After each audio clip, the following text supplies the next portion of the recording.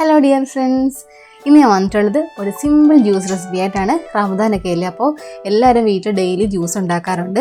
Lockdown ആയതുകൊണ്ട് എല്ലാവർക്കും എപ്പോഴും ഫ്രൂട്ട്സ് വാങ്ങാൻ പറ്റണമെന്നില്ല. അപ്പോൾ ഫ്രൂട്ട്സ് ഇല്ലെന്നുണ്ടെങ്കിൽ നമ്മൾ ലൈം ജ്യൂസ് അല്ലെങ്കിൽ ടാങ്ക് റെഡിയാക്കി എടുക്കും. ടാങ്ക് റെഡിയാക്കിയിട്ട് എടുക്കുമ്പോൾ നല്ല ടേസ്റ്റി ആയിട്ടും വെറൈറ്റി ആയിട്ടും എങ്ങനെ റെഡിയാക്കി എടുക്കാനാണ് ഇന്നത്തെ റെസിപ്പിയിൽ കാണാൻ പോകുന്നത്. ഇതിനായിട്ട് ഞാൻ ഓറഞ്ചിൻ്റെ ടാങ്ക് എടുത്തിട്ടുണ്ട്. ഏത്തപ്പഴത്തിൻ്റെ ഒരു ചെറിയ പീസ്, ഒരു 1/4 ഭാഗമേ എടുത്തിട്ടുള്ളൂ. മിൽക്ക് മെയ്ഡ് വേണം. പിന്നെ കസ്കസ് കുതിർത്തെടുത്തിട്ടുണ്ട്. ആവശ്യത്തിനുള്ള പഞ്ചസാരയും എടുത്തിട്ടുണ്ട്. ശരിക്കും ഷുഗറിൻ്റെ ആവശ്യം വരത്തില്ല, മിൽക്ക് മെയ്ഡൂടെ ആഡ് ചെയ്യുന്നത് കൊണ്ട് നല്ലൊരു മധുരം ഉണ്ടാവും. ഇനി നമുക്ക് മിക്സിയുടെ ജാറിലോട്ട് ഇട്ടിട്ട് ഇതെല്ലാം കൂടെ ബ്ലെൻഡ് ചെയ്തിട്ടെടുക്കാം. ഇനി ഞാൻ 2 ഗ്ലാസ് ജ്യൂസാണ് ഉണ്ടാക്കാൻ പോകുന്നത്. ഇതിനായിട്ട് ഞാൻ 2 ടീസ്പൂൺ ടാങ്ക് ആഡ് ചെയ്ത് കൊടുക്കുകയാണ്. 2 ടീസ്പൂൺ ടാങ്കിന് ഞാൻ 1 ടീസ്പൂൺ ഷുഗർ ആഡ് ചെയ്യുന്നുള്ളൂ. കാരണം മിൽക്ക് മെയ്ഡൂടെ ആഡ് ചെയ്യുന്നത് കൊണ്ട് മധുരത്തിൻ്റെ ആവശ്യം വരത്തില്ല. ഇനി ഇതിലേക്ക് 2 ടീസ്പൂൺ മിൽക്ക് മെയ്ഡ് കൂടി ആഡ് ചെയ്ത് കൊടുക്കാം.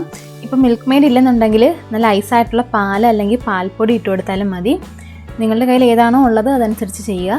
പിന്നെ 1/4 ഭാഗം ഏത്തയ്ക്ക അരിഞ്ഞതും കൂടി ഇട്ട് കൊടുക്കുകയാണ്. ഇനി ഇതെല്ലാം കൂടി നന്നായിട്ട് ഒന്ന് ബ്ലെൻഡ് ചെയ്തെടുക്കാം. ആദ്യം നമുക്ക് കുറച്ച് വെള്ളം ഒഴിച്ചിട്ട് നന്നായിട്ട് അരച്ചെടുത്തിട്ട് ബാക്കി 2 ഗ്ലാസ് വെള്ളവും കൂടി ചേർത്ത് കൊടുക്കാം. ഇപ്പോൾ നമ്മുടെ ഏത്തപ്പഴമൊക്കെ നന്നായിട്ട് അരഞ്ഞ് നമ്മുടെ ജ്യൂസ് റെഡി ആയിട്ടുണ്ട്. ഇത് നല്ല തിക്കായിട്ടുള്ളൊരു കൺസിസ്റ്റൻസിയാണ്. ശരിക്കും നമ്മൾ സാധാരണയായിട്ട് ടാങ്ക് ജ്യൂസ് ഉണ്ടാക്കുമ്പോൾ ആ ഒരു ടേസ്റ്റേ അല്ല, ഒരു ഫ്രഷ് ജ്യൂസ് കുടിക്കുന്നൊരു ഫീലാണ് ഇത് കുടിക്കുമ്പോൾ കിട്ടുന്നത്.